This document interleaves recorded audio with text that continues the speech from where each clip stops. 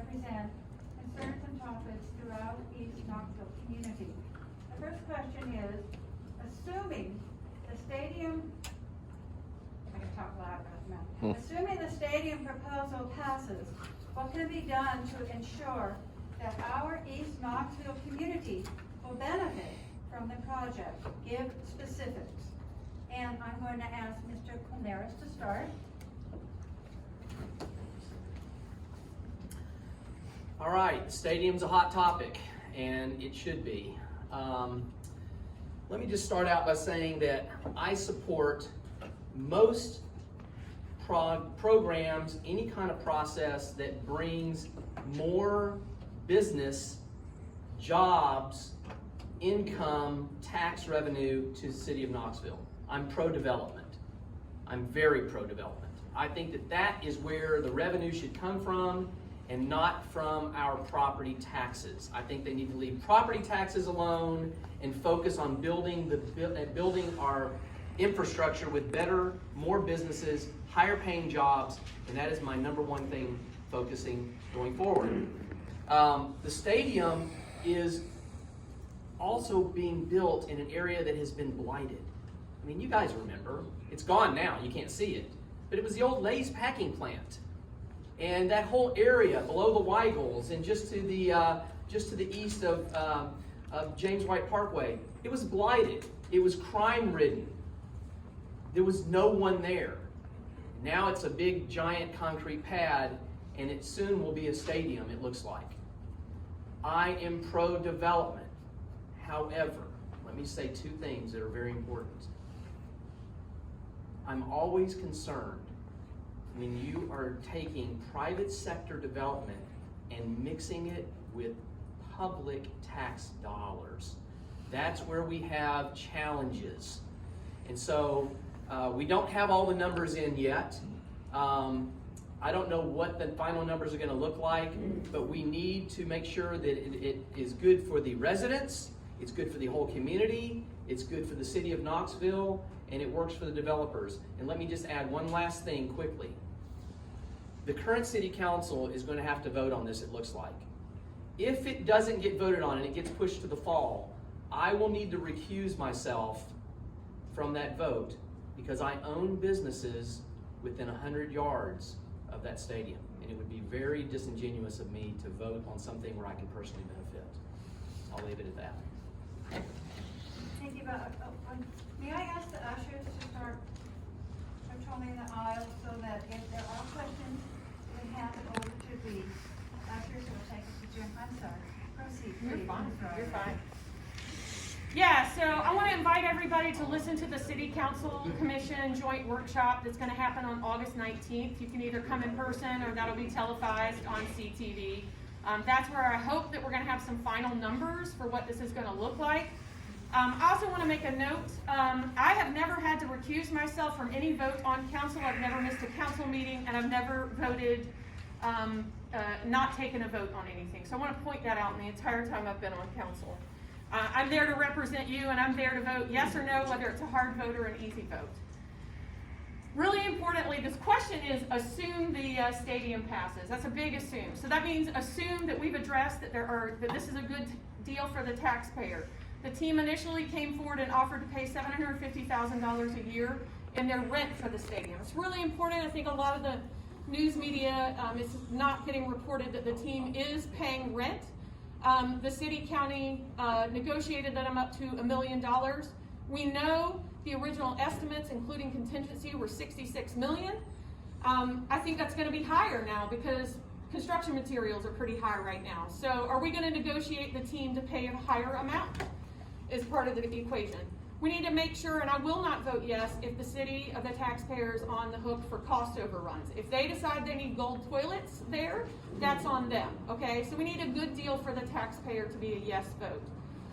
I am listening to the East Knoxville community, and there's a lot of people involved there. Urban League has an agreement with them. The Beck Center's been working with them. Bob Booker, Theodis Robinson, a lot of people that were involved 20 plus years ago when the team left in the first place. Those voices need to be heard. They were not heard the first time, and I'm there to support them as they need to make sure that that community is heard in this discussion.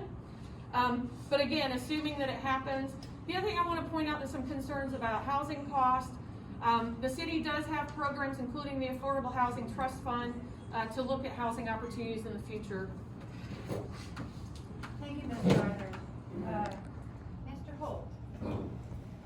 I'm mixing it up so that you never know who's going to be asked next. There's no anything else going on, but to keep you entertained. Sorry. Go ahead. Keeping us on our toes.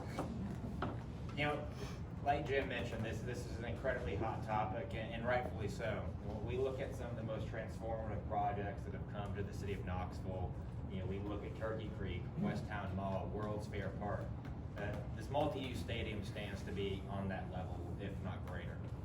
The one thing I'll say is that relates to the stadium and any development that we do in the city, large or small, is we need to be incredibly smart about where we go. These decisions we make now not just impact the near future. A stadium like this will persist in our community for decades to come. Now, with all that being said, assuming it passes, we need to make sure it makes sense. And once again, that goes to what do those finalized numbers look like? Altogether, we're looking at nearly $200 million of investment into this area. And when we look at what's there now, it's really nothing. There's no jobs. There's no business. The city's not generating tax revenue. And when we look at the city's financial position currently, year after year, for the past 4 years, we've spent over $10 million out of our general fund, which is essentially a taxpayer savings account. We need strong development to come into this city, but we need smart development. And assuming it does pass, what we need to look like is, what is that return? If the city is going to make public investment with taxpayer dollars, I don't see an issue with that if it makes sense for the community long term. Are we going to benefit? Are the citizens going to benefit? Is the city going to benefit? That's the main thing we would look at. And as it relates to helping East Knoxville specifically, I think that means working proactively with the developers, with the business owners that are going to be investing in that community to look at community service agreements, how we can proactively recruit and attract residents within the 6th district in this community to be a part of those jobs, to be the people that invest and create businesses there. I think this is something that we stand to benefit immensely from if executed properly. Thank you, Mr. Holt. Ms. Harper. I think this is an interesting conversation because when it comes specifically to East Knoxville, the two major things that I have heard from the constituents here is making sure that public tax dollars are not spent on this type of development, especially when you have a developer who can afford to develop the project on their own, and it doesn't need to come down to the public to help them pay for this particular development. The interesting thing also when you talk about development within District 6 in East Knoxville is if you look at downtown, which sits in District 6, right, and where we are as well, when you look a mile going down west out of downtown, it looks completely different than a mile going east. And I think that is a concern, and that's why we have to have apprehension sometimes when we think about development coming into our communities. One other thing is that I've been hearing from constituents is talking about a community benefits agreement. That is something that has been in conversation since the initiation of the conversation with the baseball stadium, but yet we're still not going anywhere with that type of conversation. Having developers and community members and stakeholders sitting at the table discussing how this project can benefit all individuals. So those are the concerns that I have, and those were one thing that I would like to see. A community benefits agreement in place, as well as no public tax dollars being spent on this type of development. Yes, we do need development within District 6, but we have to be cautious because research does not prove that these types of developments are beneficial for the community that it sits in. My family used to have a business right down up under the bridge right now where they turned it into a parking lot. I wish that there was something in place at that time that would have saved my family business from being displaced.